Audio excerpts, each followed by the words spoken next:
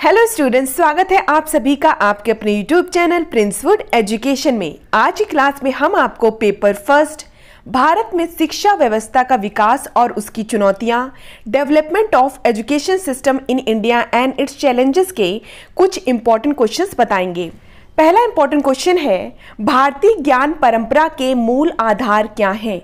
Question है आपका कि भारतीय ज्ञान परंपरा के मूल आधार क्या हैं? तो जो हमारे वेद हैं वो भारतीय ज्ञान परंपरा के मूल आधार हैं। वेद हमारे भारतीय ज्ञान परंपरा के मूल आधार हैं। नेक्स्ट क्वेश्चन है, वेदों के आध्यात्मिक और रहस्यात्मक अर्थों को जानने के लिए क्या महत्वपूर्ण है? तो वेदों के आध्यात्मिक और रहस्यात्मक अर्थों को अगर जानना है तो उसके लिए ब्राह्मण और आर्याणक ग्रंथ महत्वपूर्ण हैं। ठीक है, वेदों के आध्यात्मिक और रहस्यात्मक अर्थों को जानने के लिए ब्राह्मण और आर्याणक ग्रंथ जो हैं वो महत्वपूर्ण हैं। नेक्स्ट क्वेश्चन है आपका, साविद्या या विमुक्ति का क्या अर्थ है? क्वेश्चन है आपका कि साविद्या या विमुक्ति का क्या अर्थ है? विद्या वह है जो मुक्ति प्रदान करती है। विद्या वह है जो मुक्ति प्रदान करती है। नेक्स्ट क्वेश्चन है, विद्या के कितने स्वरूप हैं? तो विद्या के दो स्वरूप हैं, एक है पराविद्या, एक है अपरा विद्या। विद्या के कितने स्वरूप हैं? विद्या के दो स्वरूप हैं, पराविद्या और अपरा विद्या। नेक्स्ट क्वेश्चन है, नास्तिक दर्शन कितने हैं? तो नास्तिक दर्शन 3 हैं। कौन कौन से?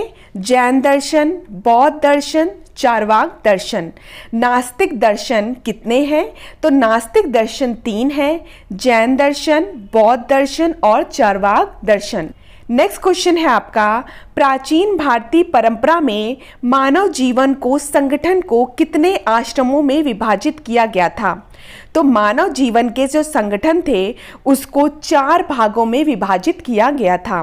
मानव जीवन के जो संगठन के जो आश्रम हैं उसको कितने भागों में विभाजित किया गया था? 4 भागों में विभाजित किया गया था। क्वेश्चन है आपका, मानव जीवन का संगठन 4 आश्रमों में विभाजित था, उनके क्या नाम हैं? पहला है ब्रह्मचार्याश्रम, दूसरा है गृहस्थाश्रम, तीसरा है वानप्रस्थाश्रम, चौथा है संन्यासाश्रम। ठीक है, तो ब्रह्मचर्य आश्रम में क्या था? विद्यार्थी जीवन। तो जो विद्यार्थी जीवन था उसको ब्रह्मचर्य आश्रम कहते थे। जो विवाहित जीवन था उसको गृहस्थाश्रम कहते थे। जो अवकाश का जीवन था उसे कहते थे वानप्रस्थाश्रम। और संसार को त्यागने का जो जीवन था उसे कहते थे संन्यासाश्रम। ठीक है, 4 प्रकार के आश्रम थे, ब्रह्मचर्याश्रम, गृहस्थाश्रम, वानप्रस्थाश्रम और संन्यासाश्रम। ठीक है, नेक्स्ट क्वेश्चन है, वेदों के रचयिता कौन हैं? तो वेदों के रचयिता वेद व्यास हैं। कौन है? वेद व्यास। नेक्स्ट क्वेश्चन है आपका, वेद कितने प्रकार के हैं और उनके क्या क्या नाम हैं? तो वेद 4 प्रकार के हैं और उनके नाम हैं ऋग्वेद, यजुर्वेद, सामवेद और अथर्ववेद। ठीक है, तो वेद 4 प्रकार के हैं और उनके नाम हैं ऋग्वेद, यजुर्वेद, सामवेद और अथर्ववेद। ठीक है, जिसमें ऋग्वेद जो है वो सबसे प्राचीनतम वेद है और जो अथर्ववेद है वो सबसे नवीनतम वेद है। ठीक है, नेक्स्ट क्वेश्चन है, भारत का सर्वप्राचीन ग्रंथ कौन सा है? पहला ऑप्शन है उपनिषद, दूसरा ऑप्शन है ब्राह्मण, तीसरा ऑप्शन है वेद और चौथा है आर्याणक। सर्वप्राचीन ग्रंथ हैं वो हमारे क्या हैं? वेद हैं। ठीक है, नेक्स्ट क्वेश्चन है, ऋग्वेद के बारे में सही कथन कौन सा है? पहला ऑप्शन है इनमें 10 मंडल है, दूसरा ऑप्शन है इनमें 10,462 ऋचाएं हैं, तीसरा ऑप्शन है इनमें 1028 सूक्त हैं, चौथा ऑप्शन है ये सभी। तो ऋग्वेद में 10 मंडल भी हैं, 10,462 ऋचाएं भी हैं और 1028 सूक्त भी हैं। तो ये तीनों ऑप्शन सही हैं, इसलिए आपका जो चौथा ऑप्शन है ये सभी वो सही होगा। ठीक है, नेक्स्ट क्वेश्चन है आपका, ऋग्वेद के रचयिता कौन है? ऋग्वेद के रचयिता हैं विश्वामित्र। नेक्स्ट क्वेश्चन है, ऋग्वेद की ऋचाओं को पढ़ने वाले ऋषि को क्या कहते हैं? तो जो ऋग्वेद की ऋचाओं को पढ़ते हैं उन ऋषियों को होत्र कहा जाता है। ऋग्वेद की ऋचाओं को पढ़ने वाले जो ऋषि होते हैं उन्हें होत्र कहते हैं। नेक्स्ट क्वेश्चन है, गायत्री मंत्र किस मंडल में है? तो गायत्री मंत्र तीसरे मंडल में है। गायत्री मंत्र किस मंडल में है? गायत्री मंत्र तीसरे मंडल में है। नेक्स्ट क्वेश्चन है, गायत्री मंत्र किस देवता को समर्पित है? तो गायत्री मंत्र सूर्य जो सावित्री देवता हैं उनको समर्पित है। नेक्स्ट क्वेश्चन है, गायत्री मंत्र के रचयिता कौन है? गायत्री मंत्र के रचयिता विश्वामित्र हैं। गायत्री मंत्र के रचयिता कौन है? विश्वामित्र।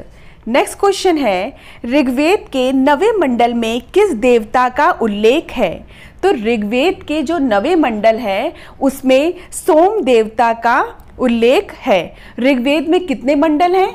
ऋग्वेद में 10 मंडल हैं और जो 9वां मंडल है वो सोम देवता को समर्पित है और गायत्री मंत्र जो है वो तीसरे मंडल में है। नेक्स्ट क्वेश्चन है, ऋग्वेद में हस्तलिखित ऋचाएं किस मंडल में हैं?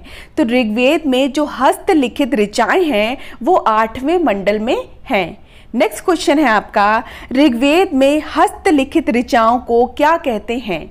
तो हस्तलिखित ऋचाएं जो है 8वें मंडल में है और हस्तलिखित ऋचाओं को खिल कहा जाता है। क्या कहा जाता है? खिल। नेक्स्ट क्वेश्चन है, ऋग्वेद में प्रयुक्त अघन्य शब्द का संबंध किससे है? इसका तात्पर्य यह है कि ऋग्वेद में प्रयुक्त जो अघन्य शब्द आया है वो किसके लिए आया है।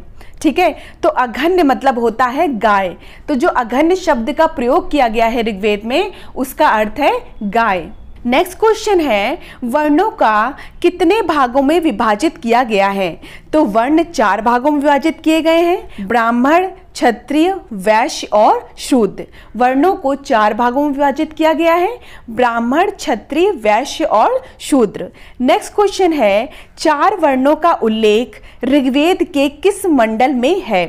तो 4 वर्ण मतलब ब्राह्मण, क्षत्रिय, वैश्य, शूद्र का जो उल्लेख किया गया है वो ऋग्वेद के कौन से मंडल में किया गया है? तो 10वें मंडल में चारों वर्णों का उल्लेख किया गया है। जो ऋग्वेद के 10 मंडल होते हैं उसमें से जो 10वां मंडल है उसमें 4 वर्णों का उल्लेख किया गया है। नेक्स्ट क्वेश्चन है, कौन सा वेद गद्य और पद्य दोनों में है?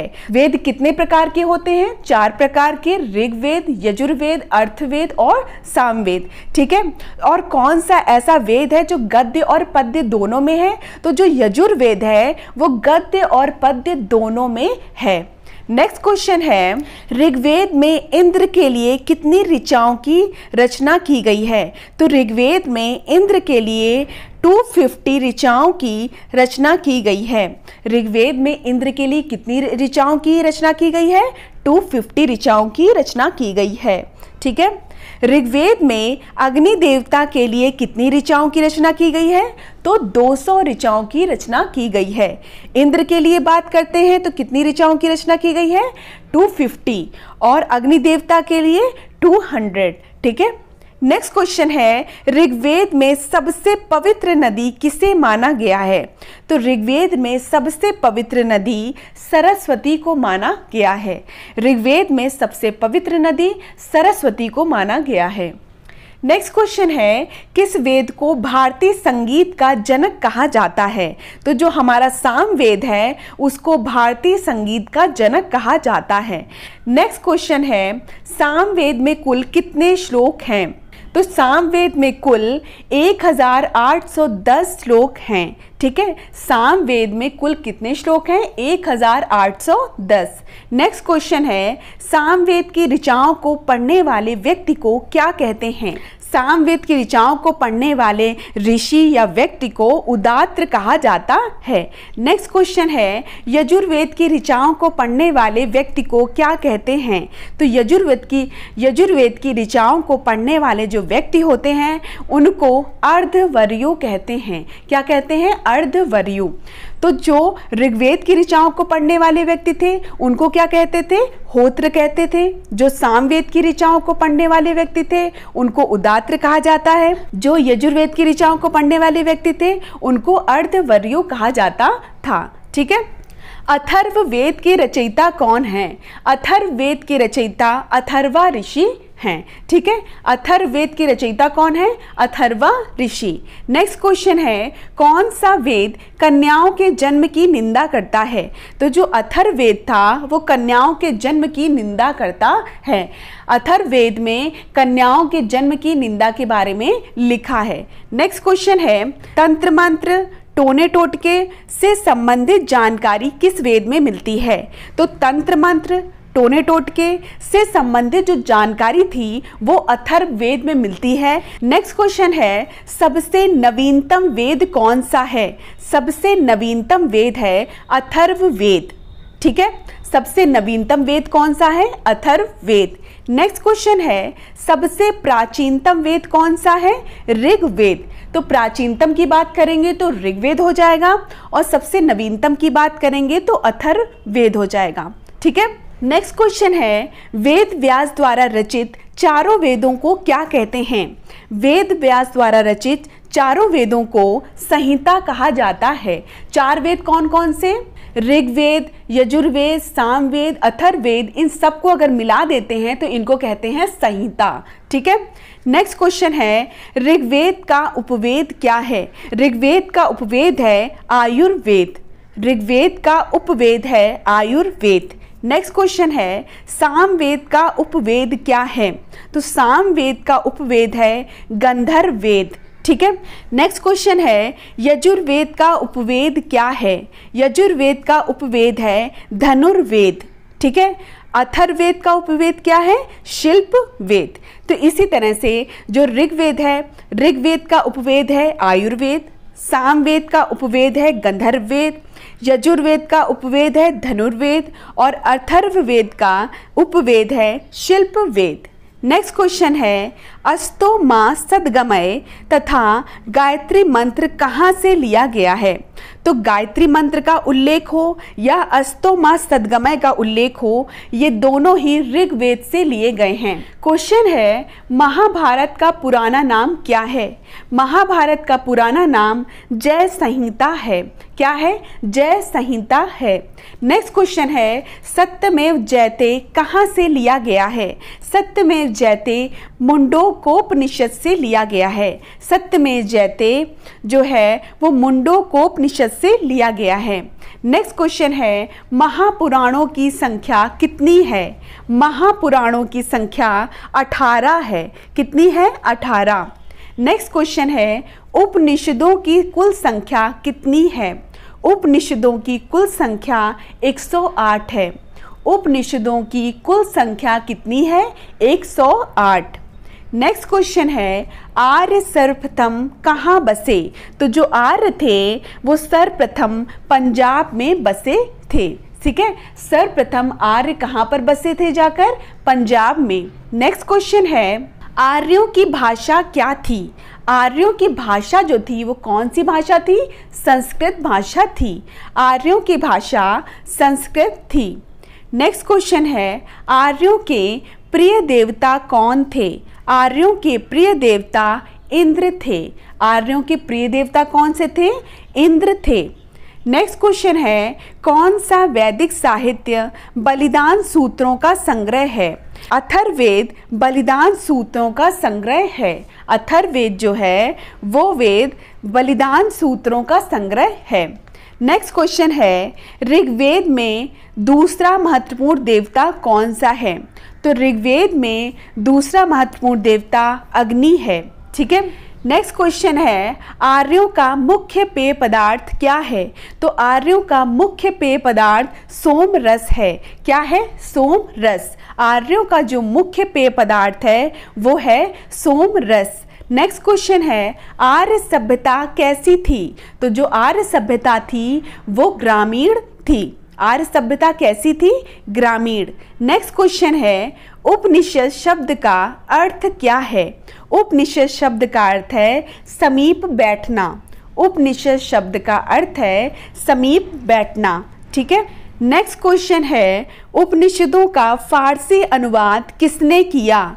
उपनिषदों का फारसी अनुवाद दारा शिकोह ने किया। दारा शिकोह कौन था? औरंगजेब का भाई था। ठीक है, नेक्स्ट क्वेश्चन है उपनिषद शब्द किस धातु से बना है? उपनिषद शब्द जो है वो शदल धातु से बना है, सद धातु। ठीक है, नेक्स्ट क्वेश्चन है सद धातु कितने अर्थों में होती है? सद धातु कितने अर्थों में होती है? सद धातु 3 अर्थों में होती है, विसरण, गति, अवसादन। विसरण का अर्थ है नाश होना, गति का अर्थ है पाना या जानना, और अवसादन का अर्थ है शिथिल होना। तो सद धातु जो है वो 3 अर्थों में प्रयुक्त होती है, विसरण, गति और अवसादन। तो उपनिषद शब्द का अर्थ क्या है? समीप बैठना। उपनिषदों का फारसी अनुवाद दारा शिकोह ने करवाया था। उपनिषद शब्द जो है वो शदल सद धातु से मिलकर बना है, और सद धातु जो होती है वो 3 अर्थों में प्रयुक्त होती है। नेक्स्ट क्वेश्चन है यजुर्वेद में किसका उल्लेख है? तो यजुर्वेद में कर्म कांडों का उल्लेख किया गया है। यजुर्वेद में किसका उल्लेख किया गया है? यजुर्वेद में कर्म कांड का उल्लेख किया गया है। नेक्स्ट क्वेश्चन है वैदिक लोगों द्वारा किस धातु का प्रयोग सर्वप्रथम किया गया? तो वैदिक लोगों द्वारा तांबा धातु का प्रयोग सर्वप्रथम किया गया। वैदिक लोगों द्वारा तांबा धातु जो थी उसका प्रयोग सर्वप्रथम किया गया। नेक्स्ट क्वेश्चन है वेद शब्द का क्या अर्थ है? वेद शब्द का अर्थ है ज्ञान। वेद का अर्थ क्या है? ज्ञान। वेद शब्द का अर्थ क्या है? ज्ञान। नेक्स्ट क्वेश्चन है आरंभिक वैदिक काल में वर्ण व्यवस्था किस पर आधारित थी? आरंभिक वैदिक काल में जो वर्ण व्यवस्था थी वो व्यवसाय पर आधारित थी। तो जो वैदिक काल में जो वर्ण व्यवस्था थी वह किस पर आधारित थी? व्यवसाय पर आधारित थी। नेक्स्ट क्वेश्चन है आर्यों को एक जाति कहने वाला पहला यूरोपियन कौन था? आर्यों को एक जाति कहने वाला पहला यूरोपियन मैक्स मूलर था। कौन था? Max Muller. आर्यों को उसने क्या कहा था? मैक्स मूलर ने एक जाति। तो एक जाति कहने वाला कौन था आर्यों को? Max Muller. नेक्स्ट क्वेश्चन है उपनिषद क्या हैं? उपनिषद हैं हिंदू दर्शन के स्रोत। हिंदू दर्शन के जो स्रोत हैं वो क्या है? हमारे उपनिषद। नेक्स्ट क्वेश्चन है प्राचीनतम पुराण कौन सा है? प्राचीनतम पुराण है मत्स्य पुराण। मत्स्य पुराण जो है वो प्राचीनतम पुराण है। नेक्स्ट क्वेश्चन है वैदिक समाज की आधारभूत इकाई क्या थी? वैदिक समाज की जो आधारभूत इकाई थी वो थी कुटुंब। वैदिक समाज की जो आधारभूत इकाई थी वो क्या थी? कुटुंब। नेक्स्ट क्वेश्चन है 3 ऋण में शामिल नहीं है। पहला ऑप्शन है देव ऋण, दूसरा ऑप्शन है पितृ ऋण, तीसरा ऑप्शन है ऋषि ऋण और चौथा ऑप्शन है मातृ ऋण। तो तीन ऋण में कौन कौन शामिल है पहले ये पता कर लेते हैं। तो 3 ऋण में शामिल हैं देव ऋण, पितृ ऋण और ऋषि ऋण, लेकिन जो मातृ ऋण है वो 3 ऋण में शामिल नहीं है। ठीक है, नेक्स्ट क्वेश्चन है अवेस्ता और ऋग्वेद में समानता है।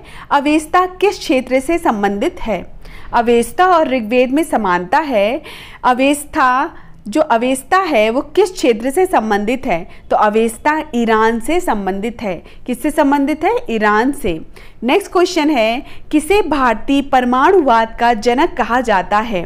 तो कणाद जो हैं उन्हें भारतीय परमाणुवाद का जनक कहा जाता है। कणाद को भारतीय परमाणुवाद का जनक कहा जाता है। नेक्स्ट क्वेश्चन है चारों वेदों में कुल मिलाकर कितने मंत्र हैं? 4 वेद कौन कौन से? ऋग्वेद, यजुर्वेद, सामवेद और अथर्ववेद। तो इनमें कुल मिलाकर कितने मंत्र हैं? 20,389 जो है इनमें कुल मिलाकर मंत्र हैं। ठीक है, 20,389 जो है इनमें कुल मिलाकर मंत्र हैं। नेक्स्ट क्वेश्चन है जीवन भर अविवाहित रहने वाली महिलाओं को क्या कहा जाता था? जीवन भर अविवाहित रहने वाली महिलाओं को अमाजू कहा जाता था। क्या कहा जाता था? अमाजू। अमाजू किसे कहते थे? जो महिलाएं जीवन भर अविवाहित रहती थीं, जो महिलाएं जीवन भर शादी नहीं करती थीं, उन्हें अमाजू कहते थे। ठीक है, तो आज की क्लास में हमने कुछ इंपॉर्टेंट क्वेश्चंस पढ़े। ठीक है, नेक्स्ट क्लास में हम इंपॉर्टेंट क्वेश्चन का पार्ट 2 कराएंगे। ठीक है, बीएड 4th सेमेस्टर के चारों पेपर्स की प्लेलिस्ट बनी है। इसी वीडियो के डिस्क्रिप्शन में चारों पेपर्स के प्लेलिस्ट का लिंक दिया गया है, वहां से जाकर आप सभी क्लासेस देख सकते हैं। पीडीएफ लेने के लिए आप हमारे व्हाट्सएप नंबर 9580886699 में मैसेज करके सभी पीडीएफ प्राप्त कर सकते हैं, जिसका प्राइस 99 रुपीज़ है। धन्यवाद, मिलते हैं अपनी नेक्स्ट क्लास में।